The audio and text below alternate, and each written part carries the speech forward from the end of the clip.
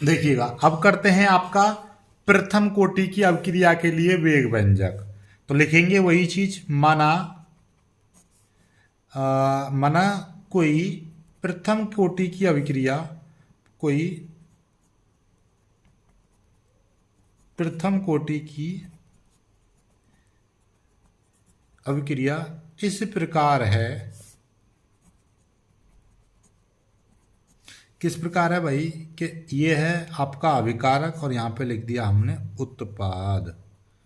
कोई भी उत्पाद हो सकता है। अब पहली चीज, पहली कंडीशन यहीं पे लिख दो, प्रारंभ में। प्रारंभ में मतलब t बराबर 0 पर। ठीक है, तो अभी इसमें जितनी भी इसकी सांद्रता थी, प्रारंभिक सांद्रता, हमने इसकी कितनी मान ली, आपका ऐसे समझ लो A0 मान ली। ठीक है, कोई दिक्कत नहीं है ना यहाँ तक, कोई भी समस्या। ठीक है, और इसमें उत्पाद कितना बना, 0 बना। ठीक है, कुछ समय बाद यहाँ पे लिख देंगे कुछ समय, यानी कि t बाद, कुछ समय बाद इसकी सांद्रता, यानी थोड़ा सा उत्पाद बन गया, x बन गया, तो इसकी सांद्रता कितनी बचेगी, इसकी सांद्रता भैया A0 तो बचेगी नहीं, हमने मान लिया A बची, तो A की मात्रा कितनी हो जाएगी, A की मात्रा होगी A0 माइनस एक्स, इतनी बचेगी। ठीक है, कोई दिक्कत नहीं है। अब आपको ये चीज पता चलेगी कि ये A0 प्रारंभिक मात्रा है और ये A0 माइनस एक्स क्या है, आपका A है, यानी कि t समय बाद शेष मात्रा। चलिएगा, अब इसकी हम क्या करेंगे, आपका देख लीजिएगा ध्यान से, इसमें बहुत ही प्यार से हम इसका डेरिवेशन कर लेंगे। देखिएगा किस तरह से करेंगे, आपका इस तरह से सीखेंगे डेरिवेशन को कि कभी भी हम इसको भूल नहीं पाएंगे। तो भैया परिभाषा से, प्रथम कोटि की परिभाषा क्या थी, प्रथम कोटि की परिभाषा, परिभाषा क्या कहती है कि परिभाषा जैसे आपकी शून्य कोटि की परिभाषा थी, शून्य कोटि की कहाँ है परिभाषा, देखिएगा इसी के पीछे है, ये देखिए कि वह अभिक्रिया जिसका वेग अभिकारक की सांद्रता की शून्य घात पर निर्भर करता है उसे हम शून्य कोटि की अभिक्रिया कहते हैं। ऐसे यहाँ पर शून्य की जगह पर 1 लिख दो, वह अभिक्रिया जिसका वेग अभिकारक की सांद्रता की 1 घात पर निर्भर करता है उसे हम एक, यानी कि प्रथम कोटि की, यानी प्रथम घात पर निर्भर करता है, उसे हम प्रथम कोटि की अभिक्रिया कहते हैं। प्रथम घात पर, यानी अभिक्रिया का वेग, अभिक्रिया का वेग मतलब क्या, अभिक्रिया का वेग होता है dx बट्टे dt, यानी कि अभी या तो कह दो अभिकारक की सांद्रता में परिवर्तन की दर या उत्पाद में सांद्रता की परिवर्तन की दर, उसको बोलते हैं हम, क्या बोलते हैं, उसको बोलते हैं अभिक्रिया का वेग। अभिक्रिया का वेग अभिकारक की, अभिक्रिया का वेग अभिकारक की शून्य घात पर निर्भर करेगा। अभिकारक कहाँ है, या ये है आपका अभिकारक ए, तो ए ये अभिकारक लिया, अभिकारक की शून्य घात पर, सॉरी 1 घात पर, यानी प्रथम घात पर निर्भर करेगा, तो उसको प्रथम कोटि की अभिक्रिया कहेंगे। और 0 पर निर्भर करेगा तो शून्य कोटि की अभिक्रिया, और 2 पर निर्भर करेगा तो द्वितीय कोटि की अभिक्रिया। ठीक है, तो इस चिन्ह को हटाएंगे तो क्या हो जाएगा, dx बट्टे dt बराबर लगाएंगे, यहाँ पे इस चिन्ह को हटाएंगे, वही एक नियतांक आ जाएगा, और यहाँ पे लिख देंगे आप a लिख दो, क्योंकि 1 की पावर तो 1 ही हो जाएगा। और यहाँ पे लिख देंगे जहाँ जहाँ k एक नियतांक है, k एक नियतांक है जिसे जिसे अभिक्रिया का जिसे अभिक्रिया का क्या कहते हैं, वेग स्थिरांक कहते हैं। इसी को बोलते हैं भैया वेग स्थिरांक, इसी को हम वेग स्थिरांक कहते हैं, इसी को बोलते हैं वेग स्थिरांक। ठीक है, अभिक्रिया का वेग स्थिरांक कहते हैं। चलिएगा, तो ये dt इधर चला जाएगा तो dx बराबर क्या हो जाएगा, ka dt ये हो जाएगा। इसको समीकरण 1 कह दीजिएगा। अब इसका सॉरी इसको नहीं, समाकलन कर दो पहले। समाकलन करने पर, समाकलन कर देंगे तो क्या हो जाएगा, ये dx बराबर k a और ये हो जाएगा dt। ठीक है, यहाँ पे भी समाकलन आ जाएगा। ठीक है, ये बायोलॉजी वाले याद रखेंगे, कीड़ा सा ये समाकलन है। अब समाकलन करेंगे, कैसे करेंगे, देखिए यहाँ पर आपका ये आपका x हो जाएगा, ये समाकलन कितना हो जाएगा, ये आपका ये तो गड़बड़ आ गया मामला, ये देखिएगा, हाँ देखिए आपको कितना, देखिए ये ए का मान कितना था, ए का मान था आपका, ए का मान देखिए, ए का मान कितना था, a0 माइनस एक्स था। ठीक है, तो ये लिख देंगे, ए की जगह पर कितना लिख देंगे, a0 माइनस एक्स। तो इसको इधर ले आएंगे। ठीक है, ये ए को हम किधर ले आएंगे, इधर ले आएंगे। तो ये डी एक्स बराबर, और ये समाकलन, और ये है के, इसकी जगह पे लिख देंगे a0 माइनस एक्स।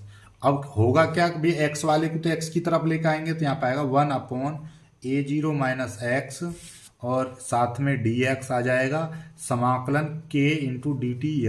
देखिएगा, अब इसका कर दो समाकलन। इसका समाकलन करेंगे, देखिएगा यहाँ पर पहली बात तो देखो, एक्स वाले को एक्स की तरफ ले आओ, तो एक्स को एक्स की तरफ लेकर आएंगे तो कितना हो जाएगा, 1/a0 माइनस एक्स, ये हो जाएगा आपका डी एक्स बराबर, ये समाकलन, ये हो जाएगा के इंटू डी टी, ये हो जाएगा। चलिएगा, अब एक चीज यहां से देखो जरा, क्या कि भैया ये अपने आप में इसका समाकलन करोगे, देखिए एक सूत्र होता है क्या, कि यहाँ पर 1/a प्लस माइनस एक्स है, और डी एक्स करेंगे तो क्या आएगा, प्लस माइनस लॉग सरफिक्स में ई, और वही ए प्लस माइनस एक्स। यानी कि यदि प्लस का लोगे तो ये भी प्लस का आ जाएगा, माइनस का लोगे तो यहाँ पर भी प्लस माइनस का आ जाएगा। तो अकॉर्डिंग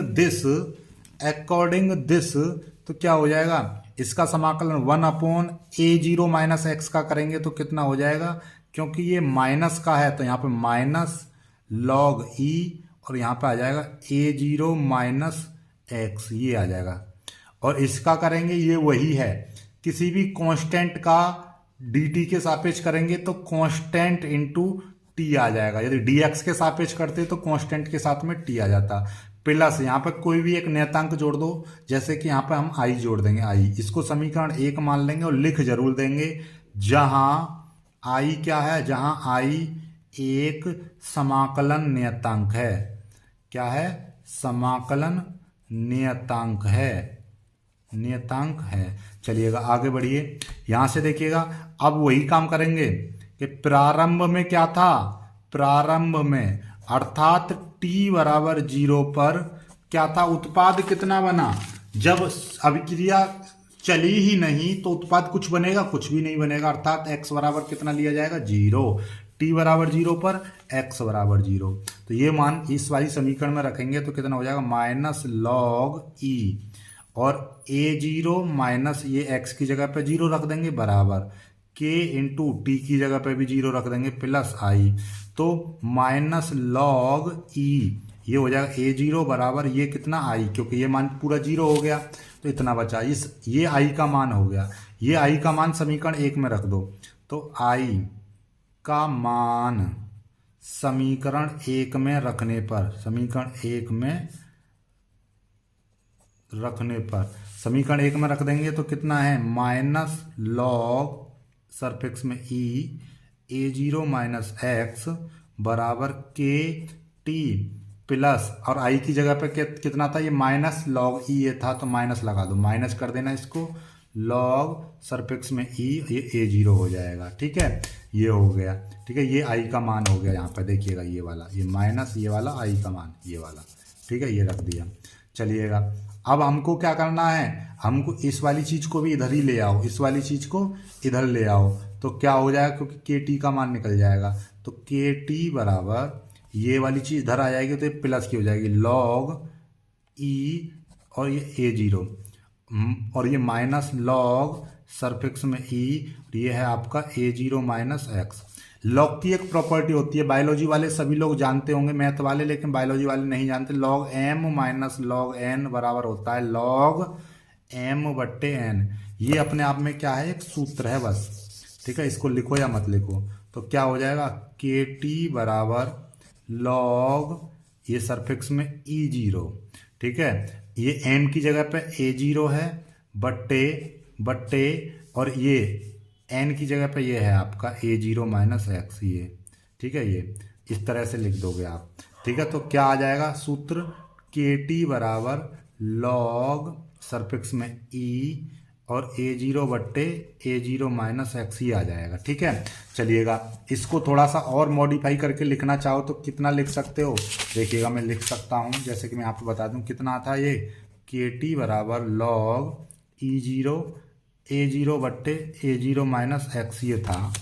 इसको कितना लिख सकते हो आप देखिएगा ध्यान से, k बराबर 1/t log ई और A0 बट्टे A0 माइनस एक्स ये लिख दिया। कभी भी याद रखिएगा लॉग ई को आप 10 में बदल दो, लॉग ई को हम 10 में बदलेंगे, के बराबर 1.t इंटू इसको बदलेंगे तो 2.303 की मल्टीप्लाई कर देंगे तो ये लॉग बेस ई था, ये बेस 10 में बदल जाएगा और हमेशा हम 10 में बदल के ही लिखते हैं। ठीक है, ये आ जाएगा तो हम इसका क्या लिख देंगे, के बराबर 1 यहाँ पे 2.303 बट्टे टी लॉग बेस 10 A0 बट्टे A0 माइनस एक्स ये आ जाएगा आपका। ठीक है, यही आपका प्रथम कोटि की अभिक्रिया का वेग व्यंजक है, यही प्रथम कोटि की अभिक्रिया का वेग व्यंजक है। ये क्या चीज है, देखो ये कैसे आया, लॉग बेस ई एक्स है तो हम इसकी जगह पे कितना लिख सकते हैं 2.303 लॉग बेस 10 और x लिख सकते हैं। जैसे कि 10 सेंटीमीटर है तो हम उसको कितना लिख सकते हैं 10 गुणा 10 की पावर -2 मीटर लिख सकते हैं। अब कहोगे आपके सर 10 की पावर -2 कैसे आया, तो आप कहोगे सर हम कहेंगे 10 की पावर 10 सेंटीमीटर था तो इसको हमने मीटर में बदल दिया। ऐसे ही यहाँ पर बेस ई था, इसको 10 में बदलने के लिए हमको 2.303 की मल्टीप्लाई करनी होती है। तो यहाँ पर क्या था, ये बेस ई था तो इसमें हमने 2.303 की मल्टीप्लाई करी तो ये ई किस में बदल गया 10 में बदल गया। तो इसका मल्टीप्लाई कर दे 2.30 बट्टे 3 बट्टे टी लॉग 10 A0 बट्टे A0 माइनस एक्स ये आ गया आपका। ठीक है, इसका मात्रक जरूर याद रखिएगा, इसका मात्रक तो सिंपल सा है, प्रथम कोटि की अभिक्रिया का जो मात्रक है इसका वेग स्थिरांक का मात्रक है समय इनवर्स क्या है, के का मात्रक क्या हो जाएगा समय इनवर्स ये है। लेकिन जो प्रथम कोटि की शून्य कोटि की अभिक्रिया है, शून्य कोटि की अभिक्रिया कहाँ गई, इसके पीछे थी शून्य कोटि की अभिक्रिया, शून्य कोटि की अभिक्रिया ये गए, अरे कहाँ फेंक दिया हमने शून्य कोटि की अभिक्रिया को, हाँ ये शून्य कोटि की अभिक्रिया ये थी। ठीक है, तो देखिएगा क्या हो जाएगा इसका शून्य कोटि की अभिक्रिया का, ये क्या था एक्स था आपका सांद्रता, तो सांद्रता इसका अंकित प्रश्न बाद में कराएंगे।